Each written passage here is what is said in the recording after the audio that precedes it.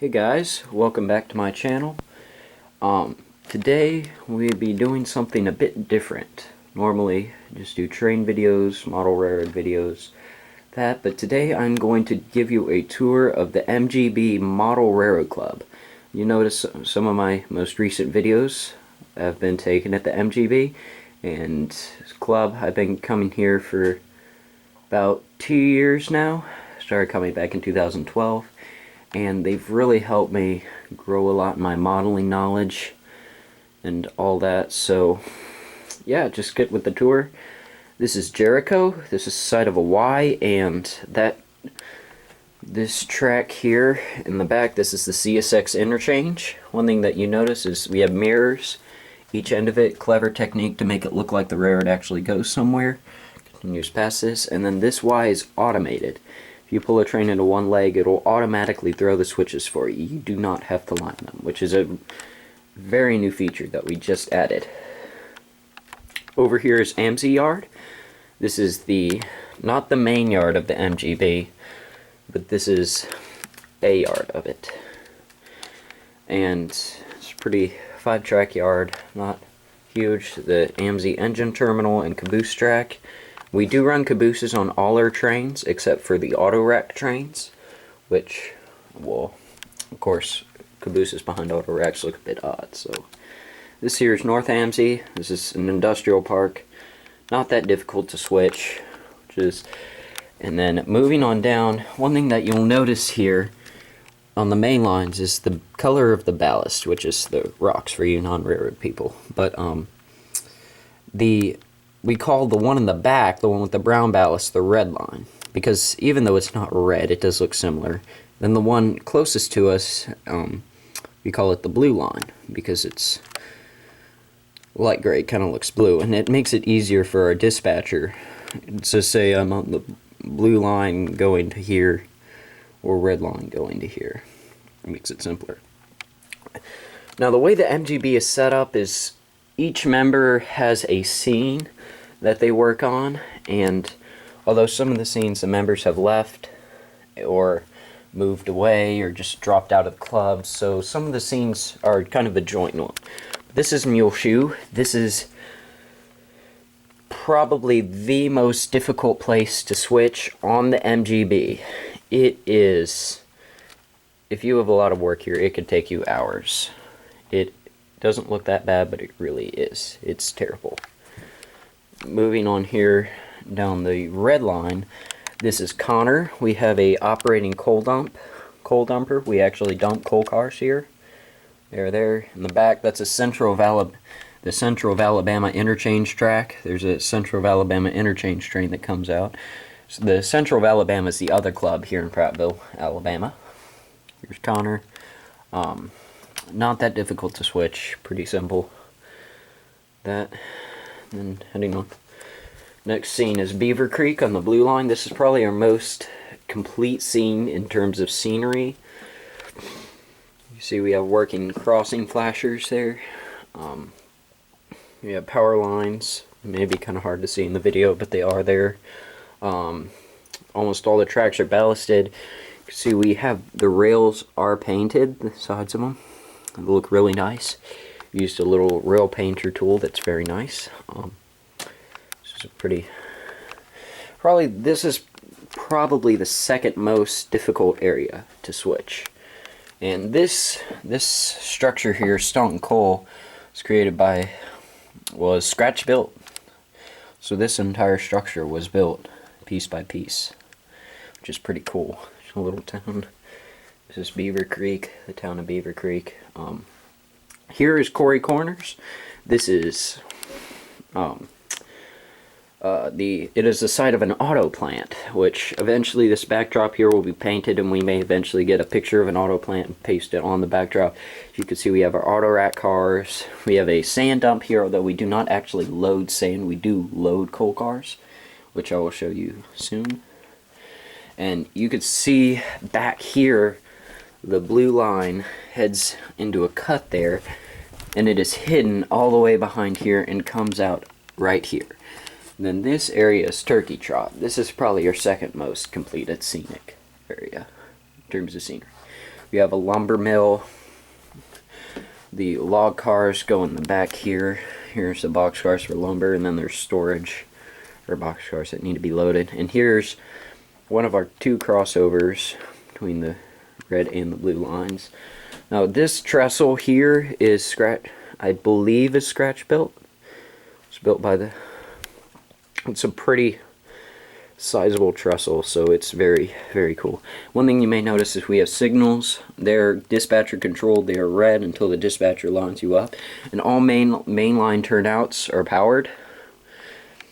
And yeah, so continuing on down here, put it right there so you can see there's actually staging inside the mountain here. So we'll run trains in there and then just hand to got it, pick it up, and flip the engine around. This is called Mountain Creek. There's similar staging on the other side called Sunflower Valley. You continue this way. This big mountain here is Mount Pilot. This is actually from a previous layout, but they spent so much time on it they didn't want to dismantle it, so they integrated it into this new one. But this is Thelmaloo Lake. Both the bridges isn't much of a lake right now, but we're gonna get more water to fill it. Continue on down here. One little neat feature here is we have a defect detector. It doesn't actually detect defects, but it adds another level of operation to the railroad realism. But this here is Foggy Bottom. Well, there's only one spur here that actually sets out cars. There's no cars right there, but Foggy Bottom feeds ship. We have a passenger station, even though the only passenger trains we ever run are the occasional excursion. Don't run regular passenger trains. Down here's Sunflower Valley with the sunflowers. Oh, put it down. See that? There's sunflower. That kind of focus. Oh dear. Okay. Here is Colton. This is where we load coal cars. We have a working coal loader. This is actual coal in, well, maybe not actual coal, but it is loose, so we do load cars and dump them. So that's actually a lot of fun to do, and they look really nice, the long loaded coal trains. And then here is Smoots Holler. This is kind of they have a lot of stuff. Most of these tracks are, you can see this is east storage, that's west storage. Therefore, the storage tracks are for this track back here.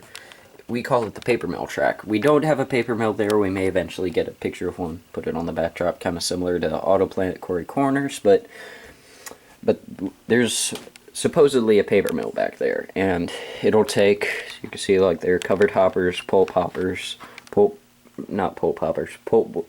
flats,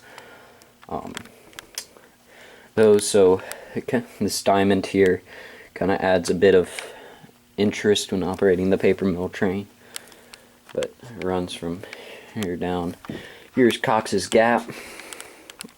This is a place of the sand loader. Sometime in the distant future we may get this actually loading real sand and gravel, but for now we just have loads that we take in and out sometimes.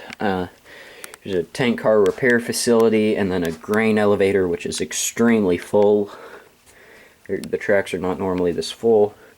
And continuing down along here, this is where things kind of get interesting. This track here, this one is for Cox's Gap. It's a switching lead. It ends right down there. This is the main line that heads into Bardstown Yard, which is our main yard over there. You'll see that in a second. But this one we mainly use for inbound trains, and this is we use for outbound trains, and then whatever line they're supposed to be on, they get swapped over here at the crossovers at Cox's Gap. And then this is actually the yard switch lead, and then this is the Irondale switch lead. I'll go around and show you Irondale, so these tracks curve around.